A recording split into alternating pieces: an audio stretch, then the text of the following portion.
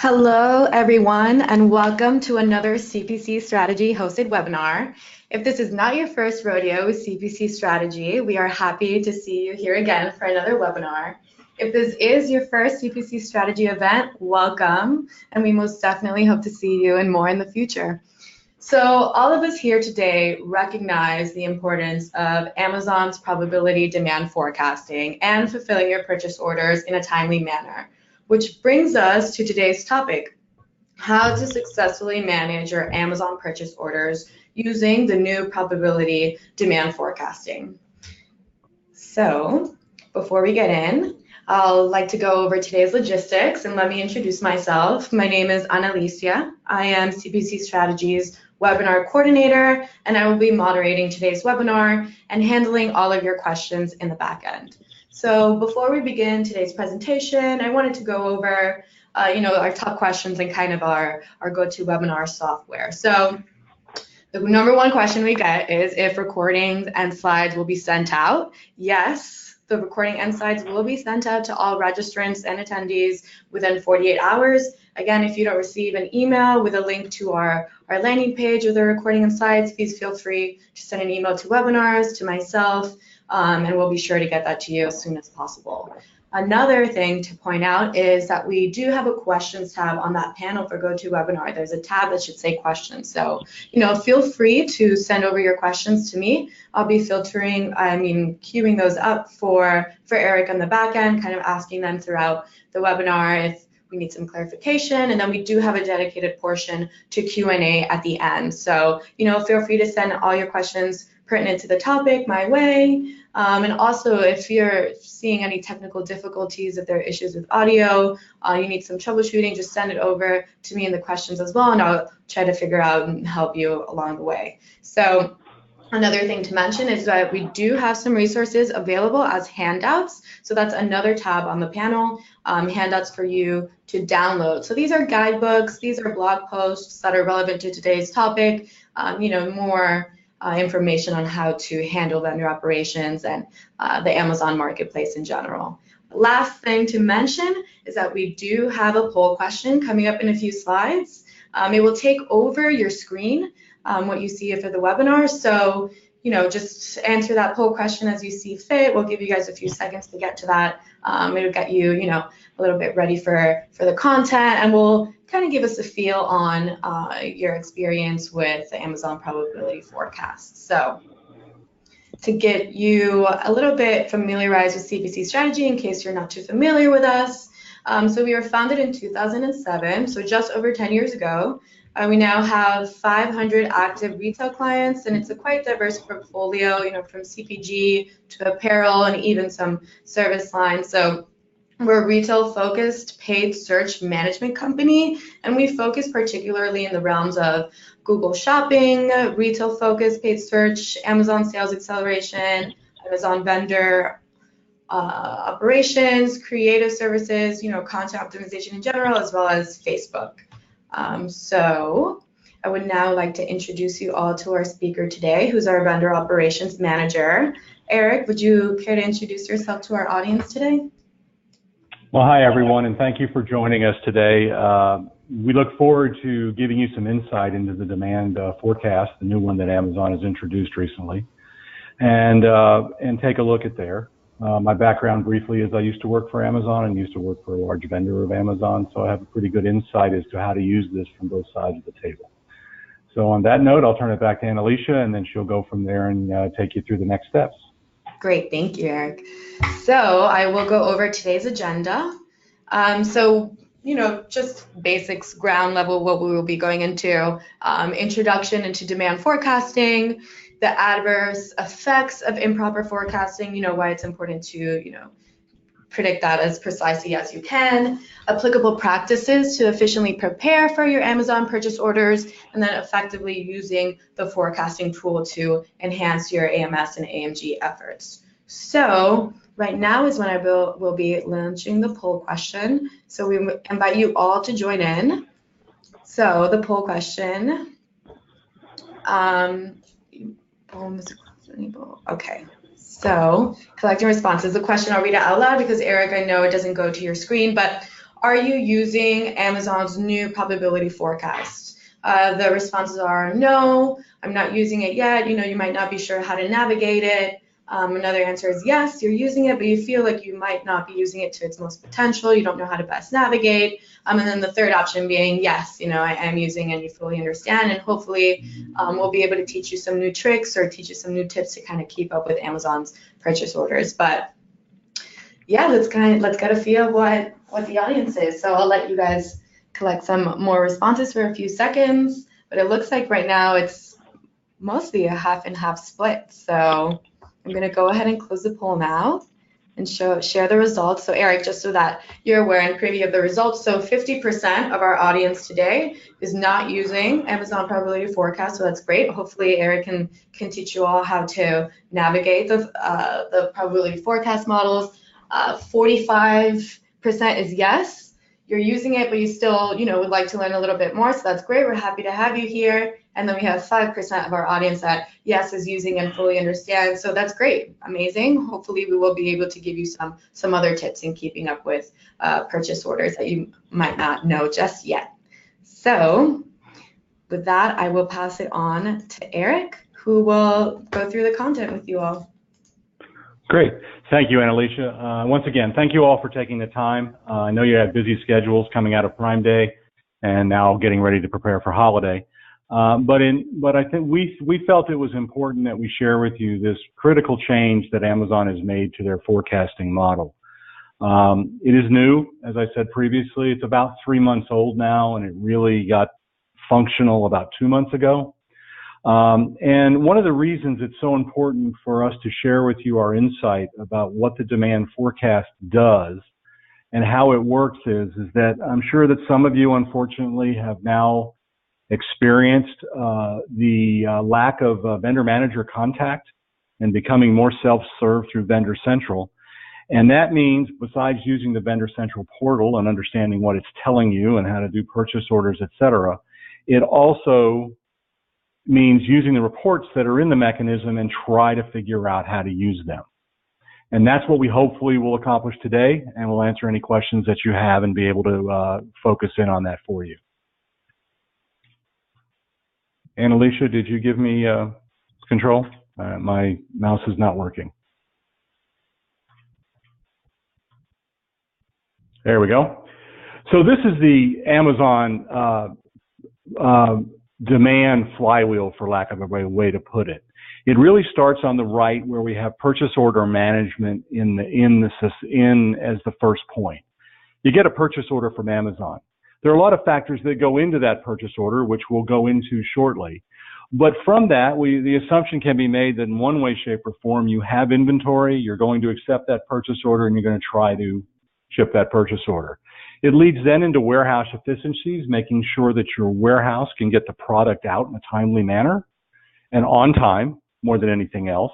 Once the inventory is delivered, you work with your internal team or with us on an AMS campaign and program from advertising and marketing efforts that will drive sales to those ASINs and then will increase sales growth. You would expand your your product offering. And then you go into more product setup with Content A+, and then it goes around again. The goal is, with Amazon, more than anything else, is to be sure that you can efficiently handle all 6 parts of this wheel. From purchase order management, that your warehouse is working, your advertising is working, you're doing everything to increase sales, and you've got your whole catalog up, and your product is ready to go with them. Sorry, and Alicia, on my there we go. Great. The demand forecast. It breaks into 3 different categories that impact the demand forecast. There are direct factors, there are indirect factors, and there are market factors. The direct factors, there are primarily 5 of them that impact what you can do in order to make sure you get a purchase order. The first one is obviously product cost. You need to, you need to offer Amazon your best cost, and you need to make sure it's profitable for you, and their algorithms will make sure, we'll see if it's profitable for them. Without giving them a good cost, as we all know, Amazon drives to the best possible price they can give the end user and the end customer. They will examine your product cost and in some cases not issue purchase orders to you, and it will not impact the demand forecast. The vendor lead time. Vendor lead time is the time it takes you from when you receive a purchase order from Amazon to when it is delivered to the Amazon fulfillment centers. Now, in a lot of cases, actually more than 50%, you're not in control of it once Amazon picks it up, but Amazon still tracks that information. Why is the vendor lead time so important? It is because Amazon wants to now keep as little inventory as they can in their fulfillment center as possible. And they want to make sure that they understand what your historical basis is for fulfilling a specific Amazon to them. So for an example, if it takes you 7 days to get an order filled for them, and that is a consistent number, they're going to order 7 days of inventory and write a purchase order every 7 days for that. They do not write purchase orders out in bulk unless you give them a price breakdown, a price discount, or a bulk purchase, or if you're potentially directly importing it for them. Order type also has a big part to this as well. What is your minimum order quantity? Ideally, Amazon wants to order in units of 1. That sometimes and most times is not feasible for most vendors. So what you try to do is you want to keep your minimum order quantity as low as possible. Can you ship it on a pallet? Amazon likes to receive palletized quantities of large selling ASINs, of large quantity selling ASINs. But there's also a price factor in there that they'll ask for some type of discount because they know that by shipping on a pallet, your warehouse costs will go down accordingly because you're not picking individual orders. And then other things like, does it need to be refrigerated? Does it need special handling is also in there because you've determined whether it should. Obviously, if it's a baseball bat, it doesn't need refrigeration, but if it's chocolate candy, it does. And so there's that process that goes with that. Product sourcing. Amazon reserves the right to product source any product from anybody that has made an offer on it. If you're a direct vendor, but there may be a distributor out there making the same offer, they're going to go through the analyzation process of product cost, vendor lead time, minimum order quantity, and they're going to make sure that they're going to buy it from the most efficient place and the most profitable place for them. So product sourcing can happen, particularly if distributors are involved with selling your product also to Amazon. That's obviously an internal situation for vendors, and you need to decide how you'll handle your distributor selling on the Amazon platform or selling to Amazon directly. And the final direct factor is the Amazon profitability. You know, historically, Amazon, particularly when they first started, they just wanted to capture business, and profitability, while important, was not the primary factor. Today, it is the 100% driving factor of whether you will get a purchase order, whether they'll allow the order to go to someone else because they can buy it at a lower cost, whether they'll let a third-party marketplace seller get it through FBA or otherwise. They're going to drive their profitability to the highest level.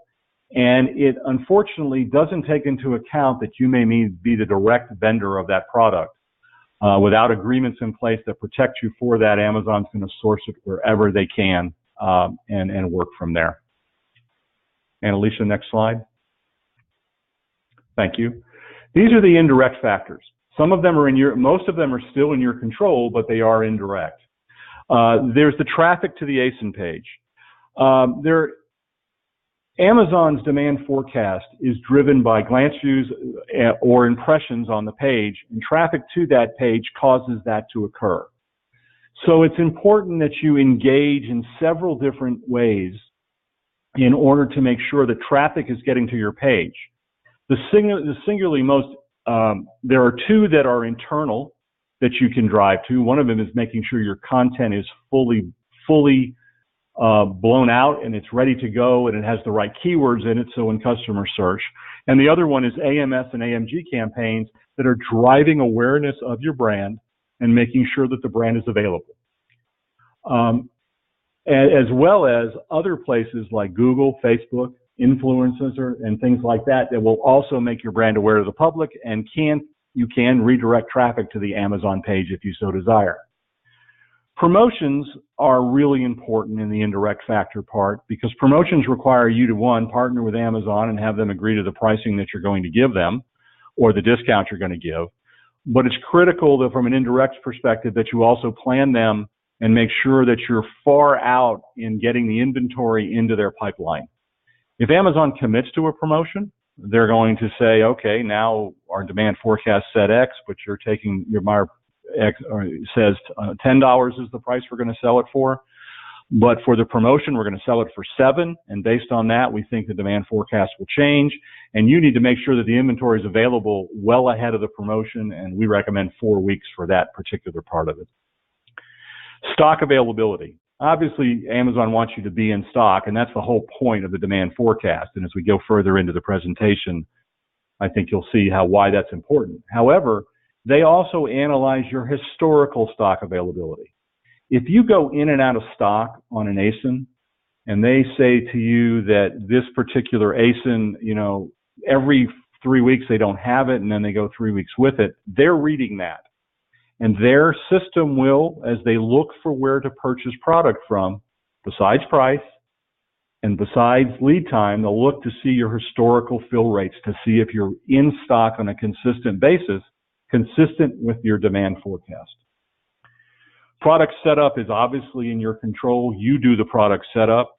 And the key to that is the keywords that you build into your product setup. So for the search that happens, that will happen when someone's on the site.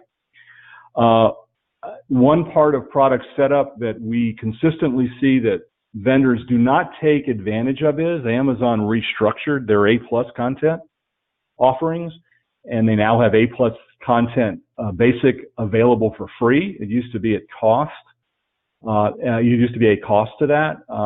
You get a message on the front page of Vendor Central every week after purchase orders run telling you their ASINs they think you can do more with your content, and we strongly recommend you take advantage of that and make sure your proper keywords are built into the copy that you're putting in. And the final indirect factor would be sales price, which Amazon controls 100%. We all know that. They reserve the right to set the prices themselves, and that's how that particular side works. So this is an overall flow of how this works. It actually starts on the right side of the page. You have your indirect factors that we went over. You have your direct factors in the middle. Those are the things you control. You get your purchase order from those, but there's also other market factors like seasonality and sales performance that affect that. If you sell heaters, you're not going to get orders in May. You may get some in July, planning for it. And then your sales history on an item: did it sell? Has it sold in the past? Does it have consistent sales? One thing about sales history to note on the market factors is that Amazon does look at the most recent sales history. They will look at the historical part, and they'll see that last Christmas you may have sold a lot of this item, and right now that you're not. It's important that in analyzing the demand forecast, you understand that it can dramatically change as you get closer to holiday. Next slide, Annalisa. Thank you. Now, there are two types of purchase orders, and there's two timings of purchase orders from Amazon. If you have high velocity ASINs and Amazon is selling them, you will potentially receive 2 purchase orders in any given week to do that. Most vendors receive regular purchase orders on Sunday night and Monday morning, or early Monday morning.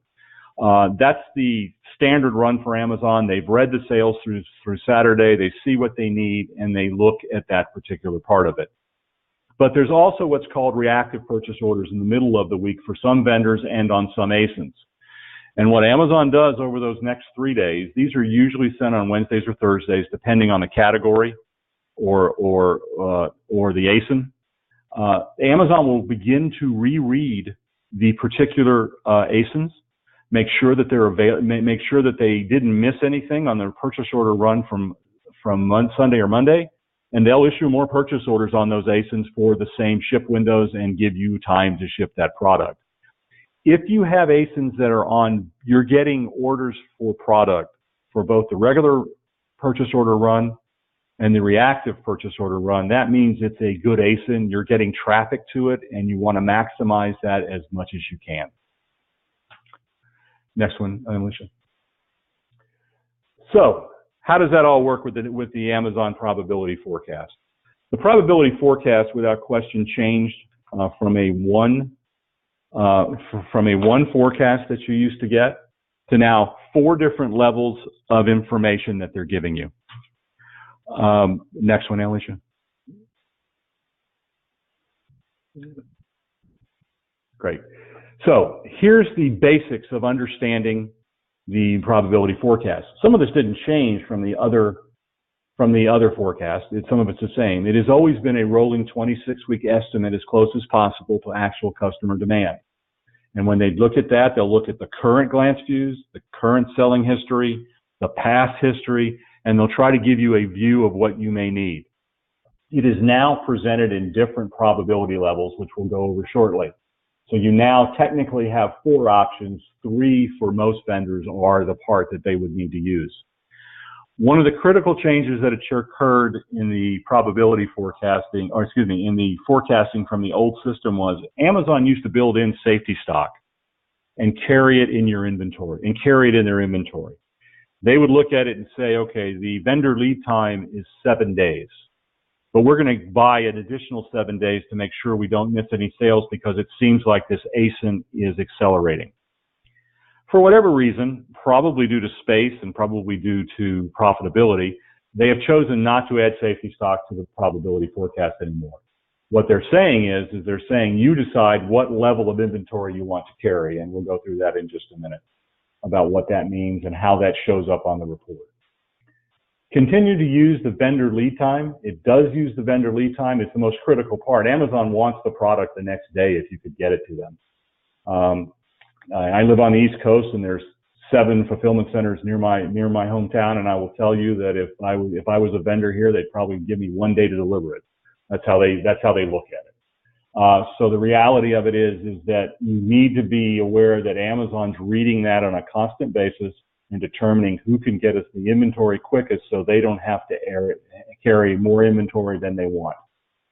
And then the final factor that enters into this is, as Amazon's always disclaimer, the forecast does not represent a purchase order forecast. You can't expect to get a purchase order just because the forecast is there.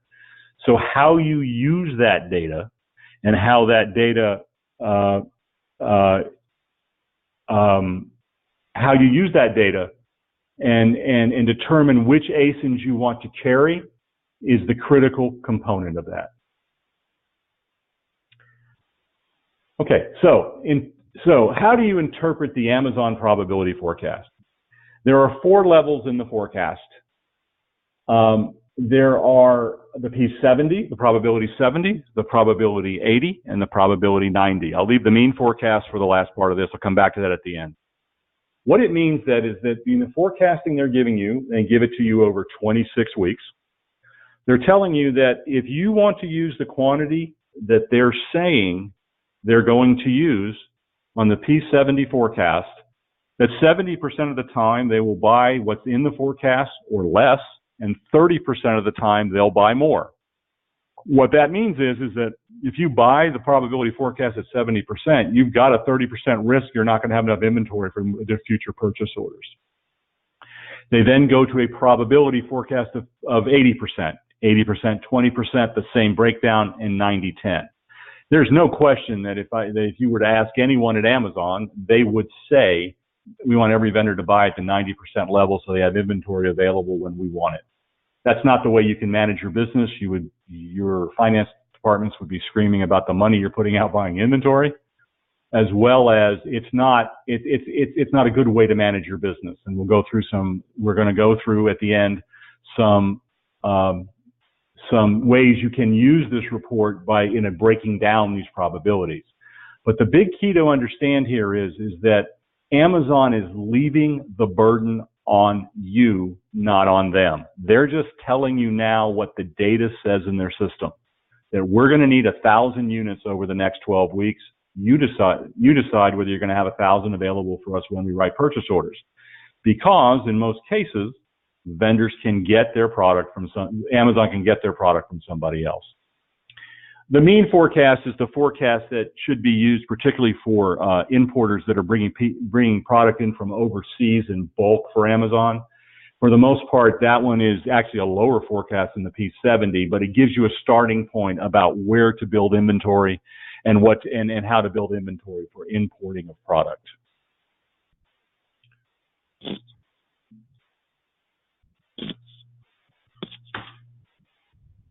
Okay. So, Eric, I have a couple questions coming in, and I just wanted to say, sure, maybe I should leave it until after these. That's fine. This is just a screenshot of what the new forecast and inventory planning looks like. I'll point out a couple of things here just so you're aware of it. If you're in there, you can do it at an ASIN view. You can do it down here on the bottom, the parent ASIN view. You can look at it by UPC. You can look at it by inventory level. You can break it down by the category your product lives in, weekly, monthly, yearly, however you want to do it. It only comes in ordered units, by the way. You cannot change that particular drop-down, although they show you can. You can't do that. And if you're on ARA Premium, you can schedule this email, and they'll tell you when it's updated, rather than you having to go in and out of the report. So, yes, Annalisa, what was the question? Okay, so thank you for going over all the direct and indirect factors that go into Amazon's purchase orders. I know some of the members in our audience were curious and sending over questions if promotions were a factor or not, or and some other factors. So I'm glad that we got to break that down for everyone. So now I have a couple questions when it comes to probability forecast. So Sean here is wondering, if the forecast is more of a sell-through forecast or if it's actually a purchase order forecast. It is absolutely not a purchase order forecast. Amazon is not a purchase order forecast. It is a demand forecast based on when they ran the report, that based on glance views, impressions, lead time, and sales history, their best guess is they're going to need those units. And they're expecting the vendor to have that product on hand in case Amazon wants to write the purchase order. Okay, great. Hopefully, Sean, that answers your question. Yes, hopefully. And then Sean and some others were asking another question. Is there a particular probability that you recommend? Of course, I'm sure that that's dependent on business size and how many SKUs you might sell in a month or in a year. Is there maybe a probability level that you'd recommend maybe for more short term or more long term, I guess, processing? Well, let me leave my response to that to the end. There is a slide about how I would recommend there are three options we're going to show you about how to use the demand forecast and protect your purchase orders. So that'll come up in a slide just a little bit later. I promise. It's coming. Okay, great. I'll let you keep going then. Okay, great. Great. So let me go back. Hopefully, we're going to be analyzing the key metrics that impact your demand forecast. There are when Amazon made the transition to the new ARA reporting, whether it be basic or premium, names of reports changed, what metrics they look at, how they use them are important. In this particular section, we're going to describe to you within those metrics what's important to Amazon when they're looking at it and what should be important to you on where to choose where to stock inventory. The first one is the traffic diagnostic report. Traffic to the detail page is what that is. And the first one is the fast track glance view rate. That is the rate of the time when if Amazon has an offer on the order, it is prime delivery, and a customer clicks on that page and does a glance view or an impression, what percentage of the time are you in stock? They'd like it to be 100. That's virtually impossible, and we recommend you try to be above 85%. That'll capture most of your sales, particularly if they're ordering on a consistent basis from you. We also recommend you look at your percentage of total glance views. In the report, it breaks down in such a way where it says, okay, I have 500 ASINs in my catalog, but the top 3 were driving most of that. That 35 or 40% of them happened in my top 3 ASINs. Why is that important? Well, it's important, number one, to know that tells you where the customer's looking, and you use that data in order to determine what inventory you'd like to purchase and where you'd like to have, because you know customers are going there. But it also tells you down your catalog and where you're not getting glance views where you think you should, whether there should be advertising or marketing campaigns that should be put on that product to make it happen. And then you also get a number in there called the changing glance views over the prior period, whether it be the week or the month. You see whether they went up or down. That's just a number that tells you, well, things are trending in the right direction. Glance views went up, so I want to keep an eye on that, and they don't. On the sales diagnostic report, there are three categories. There are three numbers that come through on there. It shows in the summary. The first one's you're out of stock. What percentage of the time were you out of, when a customer visited the detail page when you're out of stock? Rep out of stock is without question one of Amazon's biggest bugaboos. They'll come after you if you're not in stock on a consistent basis, and they won't issue purchase orders to you. Percentage of shipped COGS. It tells you the breakdown of which ASINs and what dollar amount of shipped COGS that occurred, shipped cost of goods. And you can see, once again, what your top ASINs are, where your business is being driven, and where it's going there. And then finally, there's a lost buy box percentage. And the lost buy box percentage is basically telling you, you lost the buy box here because your price, because we were not profitable at the price you're selling us the product for. Historically, Amazon will then message you through Vendor Central saying, we'd like a price reduction in order to meet that price. Those are decisions that you have to make on a individual basis.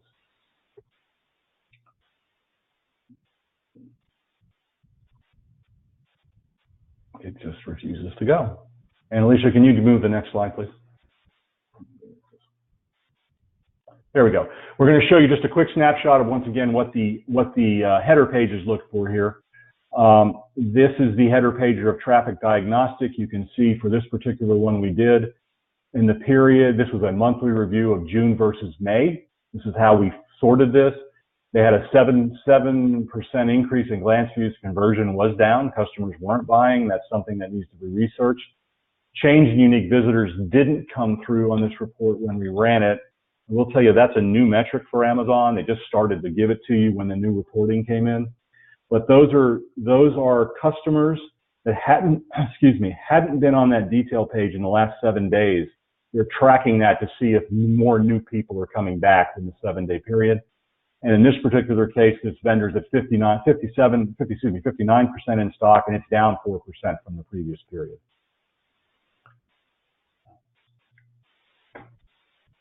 Next one, Alicia, please. Okay, and this is a screenshot of Sales Diagnostic.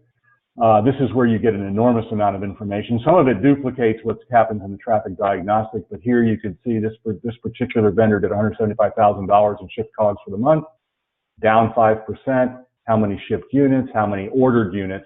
Ordered units and shipped units never match up, particularly because of the end of the month or the beginning of the month. And so next week, the 31st is coming. Orders that come in starting on Monday won't ship until the month of August. So that's why there's a lag both in dollars or shipped COGS and that component. Glance view information is there. And once again, you can filter this particular report by ASIN, parent ASIN, category, however, UPC, however you want to do it. Next one, Alicia. Okay, so the other part of driving purchase orders to your door and making sure that Amazon sends them to you is a part that purchasing staffs and marketing sometimes don't understand impacts their business, but it does. Amazon is also reading how you handle purchase orders coming into you. Are they on time? Are you rejecting purchase orders? Are you not preparing the product correctly? And are advanced ship notices happening in a timely manner? Amazon wants to know the product's coming. These are the top 4 categories. This appears at the top of the first page of Vendor Central. What this is telling you is if Amazon reads that there's a consistent problem with you being on time with purchase orders, that the product is never prepared correctly, which means it has to be sidelined and prepared by them to be shipped to customers, whether your system is telling them that I have inventory on ASIN X, but you reject the purchase order because you don't, Amazon system's reading that. And this is another factor that goes into determining whether your purchase order is is if a purchase order is going to come to you or if they're going to search for another vendor to get that product.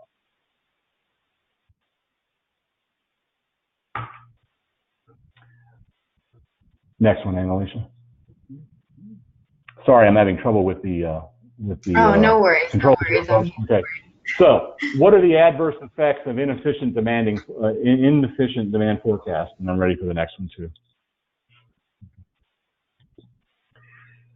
The true cost of stocking out is something that we talk about in a lot of webinars, but we always want to reiterate it because we want to make sure you understand that there's not just the dollars you lose by losing a sale.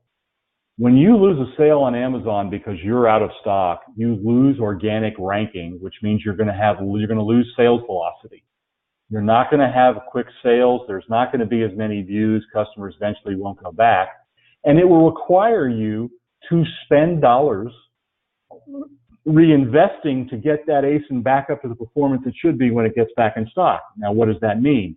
It means you might need to run a promotion. You might need to run a coupon, which they're going to charge you for. It might be, it should be, that you're trying to market it through AMS and not do a promotion, trying to get more traffic back. And all of that adds up into the true cost of losing an order at Amazon. So just don't think of it in the context of shipped COGS loss. And then the other impacts, there are two other impacts if you are doing AMS. Okay, Annalisa. There's these two emails that go out to people that are doing marketing. And these are emails that no one wants to get, but it happens if you haven't used the demand forecast effectively. And the first one is, we've had to stop running your campaign because we're out of stock. And until you can get us product to us from purchase orders that we've written, we are not going to, your AMS campaign comes down. Good news about that is they're not going to take any money from you from doing that. Bad news is you're going to lose sales and just go back to the true cost of sales. And then the next slide is the other email that Amazon sends out, which is somewhat new, but they do send it out now because profitability, as I said at the beginning, is the most important thing. And that is they're looking at the financial thresholds, which really means profitability of an ASIN that you're putting through an advertising campaign. And if they're not making enough money, or if they're about to lose money, they'll pull your program down until you give them a better price, and then go from there.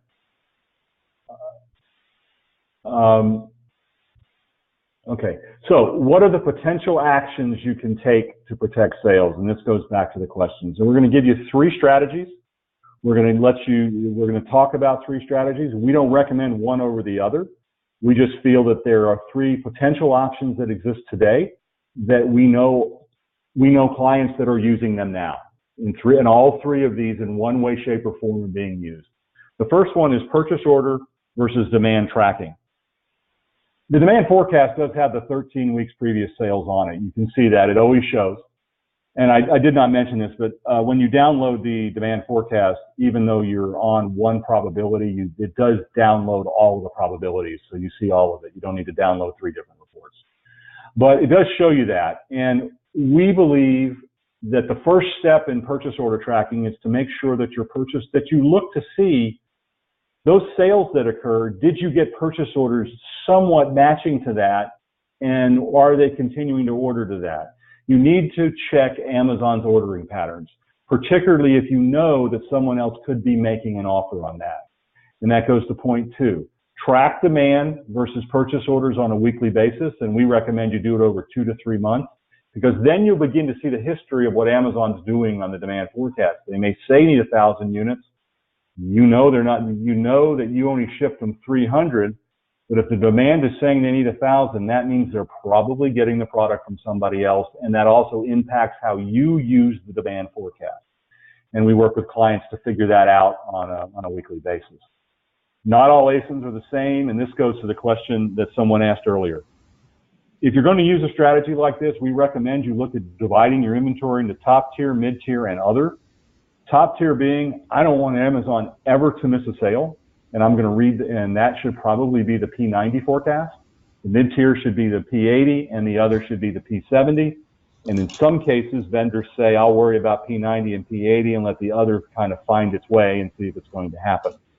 This is a way of strategy. Now, it may be you can break it into percentages, saying it's a third, a third, a third of my catalog. Or you can break it into, it is only 5 ASINs are top tier, the next 80% of it's mid-tier and other. That's for you to analyze about what's important and what's not. And then Amazon absolutely wants you to confirm purchase orders 100% still and ship on time.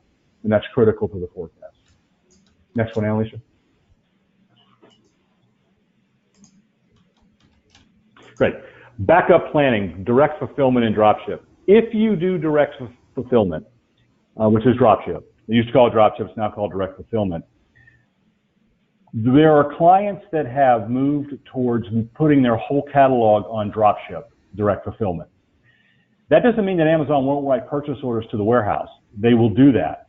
However, by doing that, particularly at times like Prime Day, holiday, high velocity back to school, if you sell backpacks, Amazon will read that there's a offer on dropship or direct fulfillment existing. Let's say it's you, and they'll flip the order over to you to ship it. They'll transmit you the label, you put it on the box, and you send it out the door. The reason for doing this is besides to protect sales, which is point 4, it is also because that feeds into the demand. And that builds the demand for future, which means Amazon will write more purchase orders down the road, in theory. This is also a great way to, if you want to launch new product, you sell it to Amazon, but Amazon, as we all know, on new product writes about 3 pieces of everything, and if they don't know the item, but you think it's going to be great because you know out there customers are asking for it. If it's on dropship backup, Amazon will read that. And if Amazon sells their units out quickly, they'll then flip the order over to you. Okay, and next one, Alicia. And the final option is the hybrid approach, which is something that Amazon didn't used to embrace. They've now decided to embrace it wholeheartedly. It's called having a vendor direct 1P offer and having a third-party offer. In these cases, you can sell product to Amazon direct, and you can sell some product not to Amazon direct.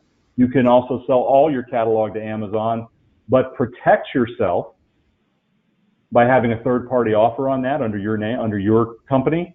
And so that if Amazon runs out, that sale will go to you, and that will be protecting of sales and working from there. It also gives you better pricing control. And it also, because particularly if you don't want Amazon to sell that item, it can also be for new product launches because Amazon is slow to react to new product launches. Okay, next, Alicia.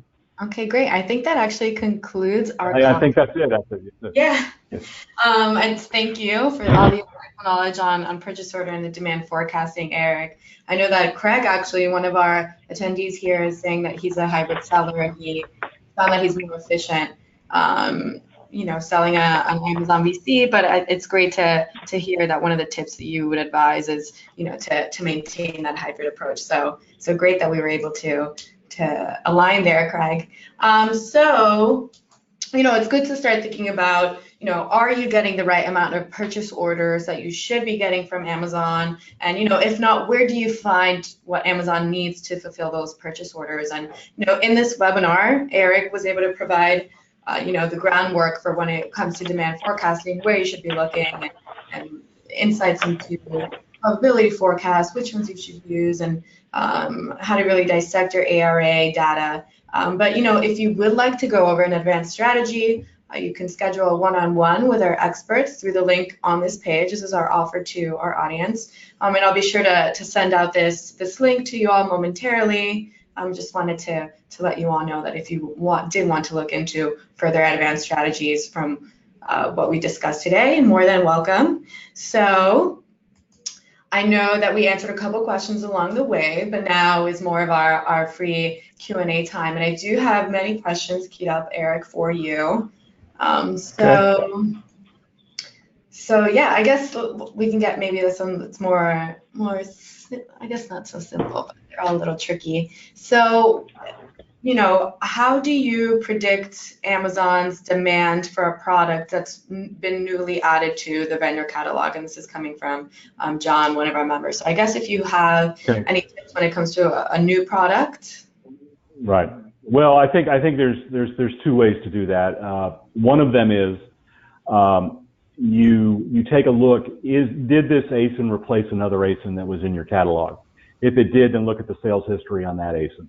Make sure you understand what happened with that. Make sure that historically Amazon ordered 1,000 units from me on that, 500 units, 300 units, whatever it may be, and use that as some guideline.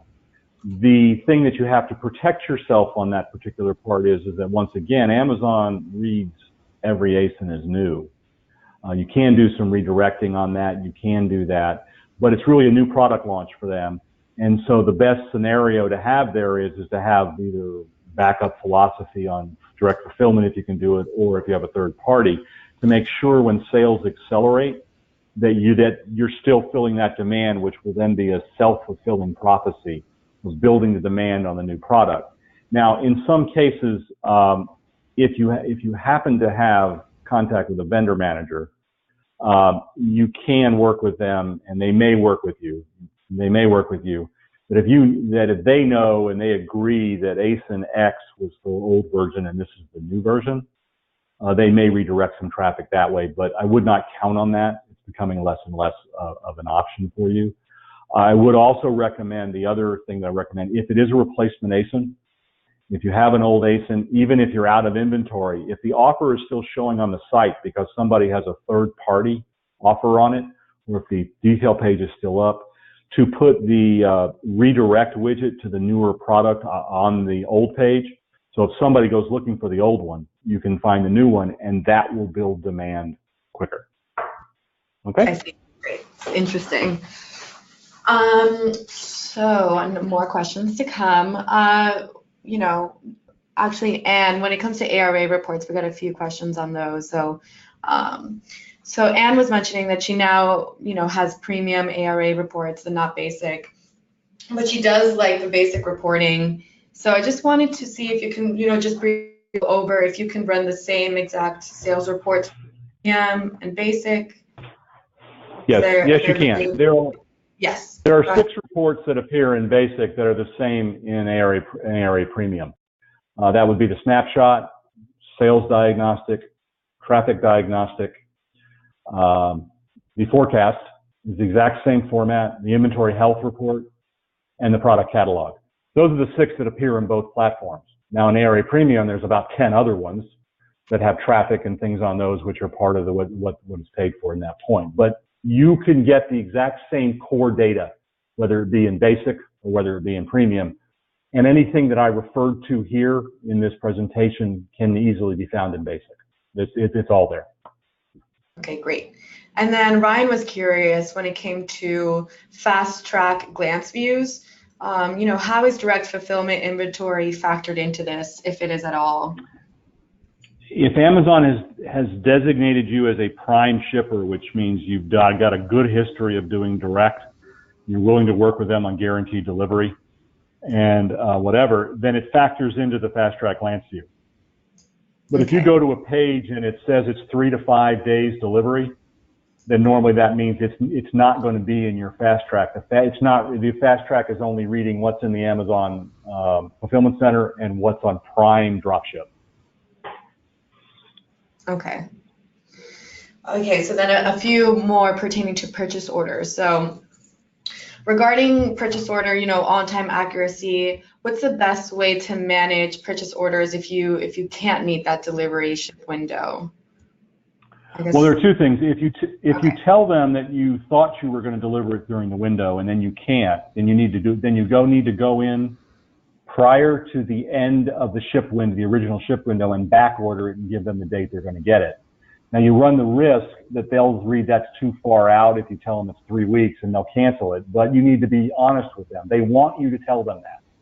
So if you have 50 units of something and you can only ship 30 of them, you can go in as long as you haven't reached past the ship window, the end of the ship window or delivery window, and you can say, I'm going to ship these other 20 in a week.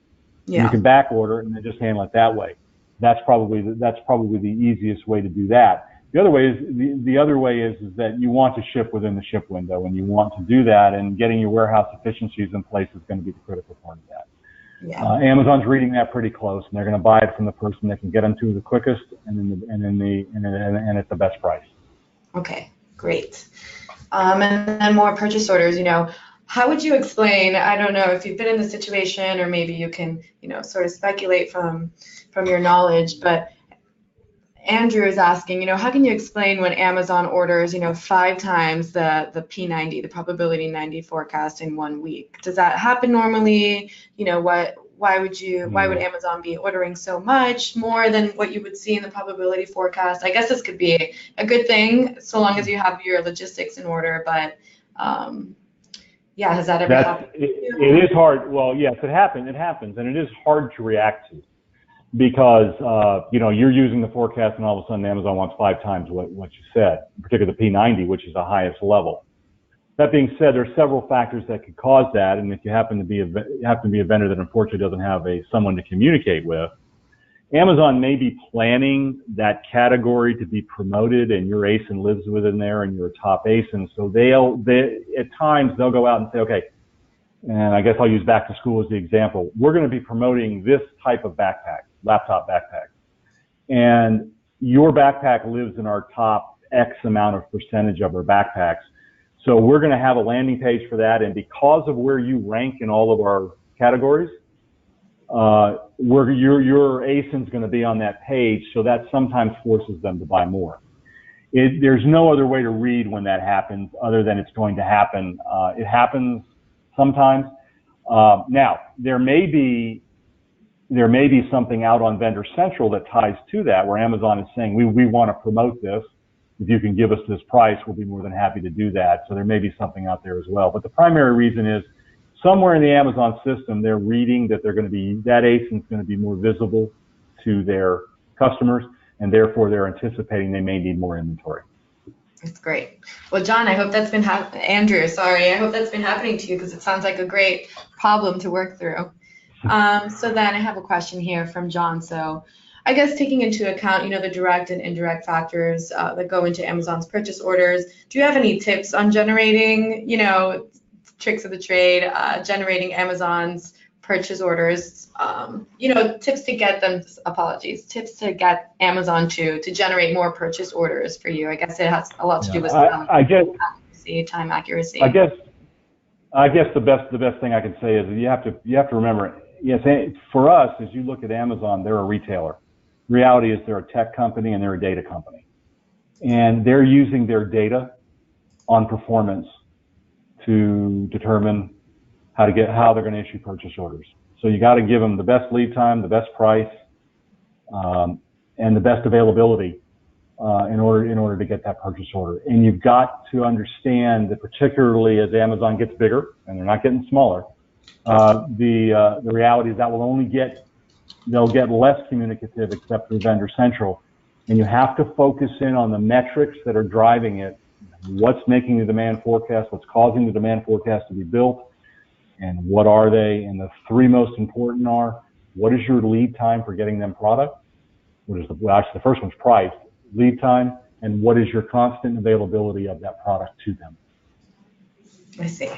Okay, hopefully we gave you all some good tips on how to generate your purchase orders more and more. So a couple last few questions. So how do you manage new items that show exponential order growth, but then yield, low forecasts in probability forecast models? So if I understood the question correctly, the forecast, the vendor believes that the ASIN will be very big, but Amazon's not forecasting it. Yes, not forecasting it, maybe. Okay, so that's where you've got to use one of the 2 strategies. If you can do direct fulfillment backup, making it available through your direct fulfillment vendor code that ties to your regular code, so that if Amazon ordered 2 pieces and they sell out, the order will still come through, which will then read demand.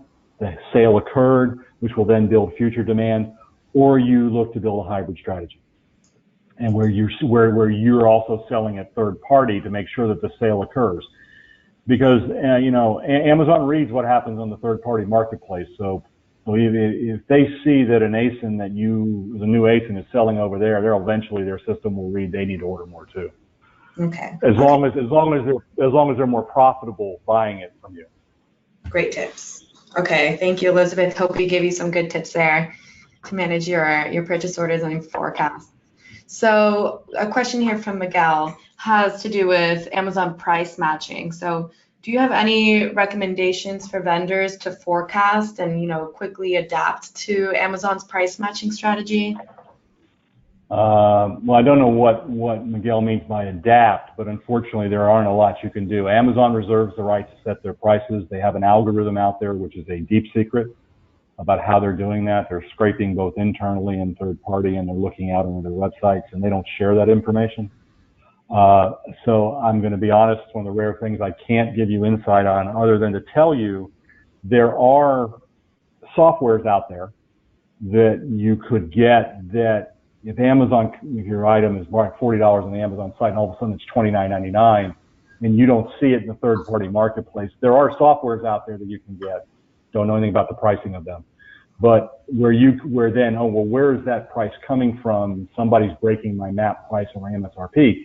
You could run those reports on a daily basis and you would see who may be doing that. If it's vendor X, or retailer X is doing this, they've lowered the price below where they're supposed to be and things like that.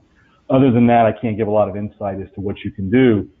Amazon's going to reserve the right to set the prices independently of anybody's input. Okay, great. Yeah, hopefully we answered that, Miguel. Eric, you are an expert in many things, so definitely answered that to a great ability. And then I have a question from Holly that's more, on the logistics side. So she's saying that she has issues with her probability forecast where she can't see those different probability levels, the P70, P80, P90. Wanted to see if that's usual, if that's probably a glitch on her. There's two things. I say this. If she's looking, I'm sorry, and I missed the name. So Holly, if you're looking on the site, you'll only see that one probability from the drop-down menu. But if you download the report, you'll see all levels on the downloaded report. If you're not seeing that, then you need to open up a case and tell them through the ARA premium, there's an ARA reporting under cases saying I'm not seeing all my data when I download a report. But on the forecast, if you want to see the forecast, on the screen, you'll only see the level that you're looking at. If you download the report, regardless of what level you're looking at, you should see all four levels: mean, P70, P80, and P90, and also the last 13-week sales history. Okay? Okay, great. Cool. Thanks, Holly. Hopefully once you download the reports, you'll be able to see all the different probability levels. So, I think that we've hit all the questions, actually. So that about wraps it up. And, we're at a good point with time. So I wanted to thank you, Eric, for that lightning speed round of Q&A. It's definitely the longest round of Q&A I've had with any of my speakers. So thank you for answering all of those. And of course, a big thank you to all of our guests for attending today's webinar. We really appreciate your participation and these questions that you sent over. And, an hour of your time, we understand, is really valuable. So we're super appreciative that you have spent it here with us at CPC Strategy. So once again, this is Annalicia signing off from CPC Strategy in San Diego. Thank you all very much.